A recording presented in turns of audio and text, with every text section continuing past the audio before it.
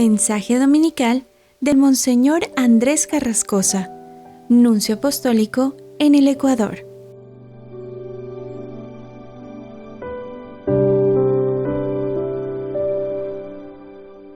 Queridos hermanos, feliz domingo. Estamos en el cuarto domingo del tiempo ordinario y la liturgia de la palabra de este domingo está dominada por el mensaje de las bienaventuranzas del reino.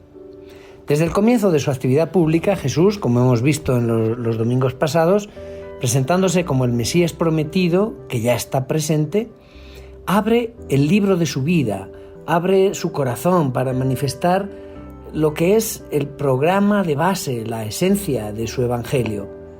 Las bienaventuranzas son precisamente esto, como un manifiesto que es el programa de Jesús, y nos muestran la esencia del evangelio de la salvación como un anuncio por parte de Jesús de la venida del reino de Dios sobre la tierra y como un modelo de la respuesta que por parte del ser humano para entrar al reino de Dios siguiendo la enseñanza e imitando el ejemplo de Jesús.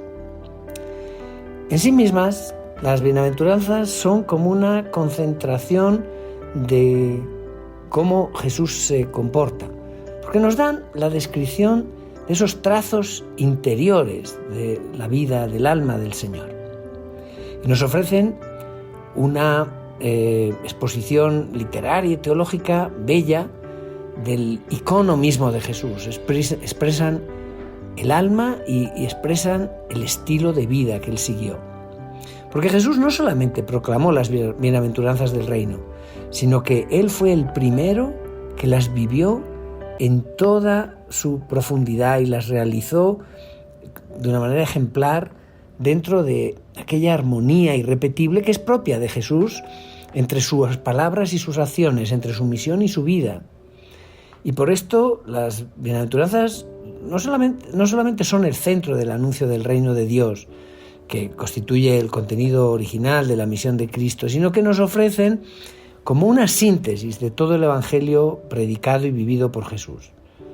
Vamos a ver que Jesús es el primero y verdadero bienaventurado del reino de Dios. Vemos que Jesús subió a la montaña y desde ella anunció la ley nueva del evangelio. ¿Quién subió a la montaña? Subió a la montaña Moisés. Jesús desde este comienzo se presenta como el nuevo Moisés superior a aquel Moisés que había subido a la montaña hacia Dios. En cambio, Jesús es sobre todo el que viene desde lo alto, desde el cielo, que baja del cielo junto al Padre, siendo el Hijo unigénito del Padre. Moisés había sido llamado por Dios a subir al monte Sinaí para recibir las tablas de la ley. Jesús, en cambio, es el enviado por el Padre, el cual nos revela y nos da al mundo la ley nueva del amor, la ley que es su misma persona de Hijo único y predilecto de Dios. Y al recibir las tablas de la ley, los 10 mandamientos, el código de la alianza, Moisés fue instruido en el monte sobre el sentido de la ley de Dios que después él transmite al pueblo. Jesús, en cambio, en el monte se sienta y el sentarse es signo de la autoridad del maestro que habla. Y desde la montaña instruye a los demás, a la multitud y a los discípulos, enseñándoles la ley nueva que es Él mismo, como palabra de verdad y de vida para todos los hombres. Porque Jesús en su persona es la verdadera buena noticia del reino de Dios. Jesús, desde esa continuidad con la historia de Moisés, muestra que él lo supera, porque no solamente transmite una palabra de Dios, sino que él proclama la palabra con mayúscula que es él mismo como verbo eterno del Padre. Y el mismo evangelista Mateo, poco después de la enunciación de las 8 bienaventuranzas, narra una serie de antítesis en las cuales Jesús manifiesta su conciencia de ser más que Moisés y más que los profetas.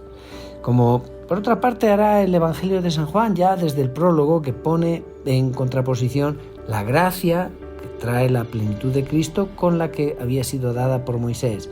Porque la ley fue dada por medio de Moisés, pero la gracia y la verdad han venido a través de Jesucristo. Las bienaventuranzas del reino son el anuncio de esta nueva relación de amor entre Dios y los hombres y constituyen como un volver arriba abajo los valores usuales y son como la carta magna de este estilo nuevo de personas y de creyentes en Jesucristo. Precisamente, en continuidad con el espíritu de los profetas, Jesús declara bienaventurados, es decir, dichosos, felices, afortunados, aquellas categorías de personas que eran consideradas infelices por una manera de medir equivocada desde el punto de vista del juicio humano. Estas personas que el mundo encuentra entre los desgraciados serán en cambio los verdaderos herederos de la bendición del reino, porque recibirán esta bendición de felicidad plena, porque están interiormente disponibles para el reino de los cielos. Esos son los pobres en espíritu, es decir, los que tienen un alma de pobres, los que ponen en Dios toda su esperanza y encuentran en Él toda su seguridad y no en los medios materiales. Pero en las laderas de las colinas junto a Cafarnaún, que bajan hacia el lago de Tiberíades, la antigua tradición cristiana ha localizado el lugar en el cual Jesús ha pronunciado el discurso de la montaña, en los capítulos 5, 6 y 7 de San Mateo, que están centradas en las bienaventuranzas del reino.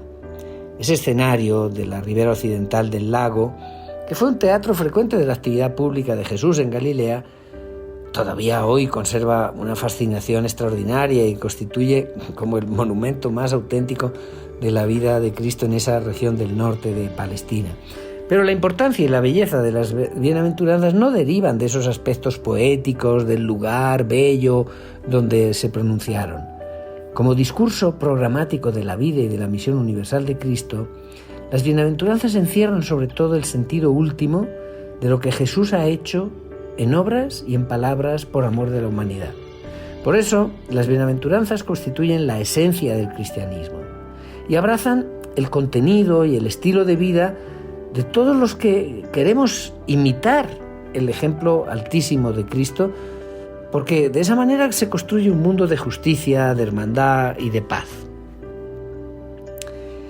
En la redacción del Evangelio de San Mateo las bienaventuranzas son 8, mientras que en el Evangelio de San Lucas son como resumidas en 4. Y cada proclamación se abre con está llamado bienaventurados, felices, dichosos. Bienaventurados los pobres, los afligidos, los perseguidos a causa del nombre de Jesús. Y esta proclamación solemne de felicidad, en perspectiva futura, no quiere decir que ratificamos la injusticia y la opresión en el mundo, y no significa ni siquiera resignarnos pasivamente ante las miserias humanas. Las bienaventuranzas del reino lo que anuncian en primer lugar es un cambio total de los valores normales. Piden como una conversión. El mundo tiene unos valores que están fundados sobre el interés y sobre el egoísmo. Las bienaventuranzas de Jesús implican una conversión profunda de mentalidad y de actitudes para acoger el amor infinito de Dios, para trabajar por la liberación del ser humano de toda forma de opresión ideológica o social. En el uso común de la palabra bienaventurado se evoca el estado social de una persona sin problemas y materialmente afortunada. Indica que a alguien que tiene éxito en el mundo. Uno es feliz, uno es dichoso si posee cosas. Por el contrario, en el lenguaje de la Biblia, el término bienaventurado, dichoso, tiene otro sentido, eminentemente dinámico, y habla sobre todo del ser del hombre en sí mismo ante el absoluto de Dios, un ser que está en camino a lo largo de la historia.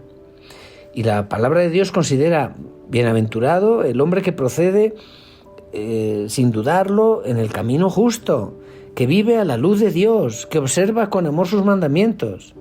Y verdaderos dichosos, felices, bienaventurados son considerados sobre todo los que escuchan la palabra de Dios y la ponen en práctica.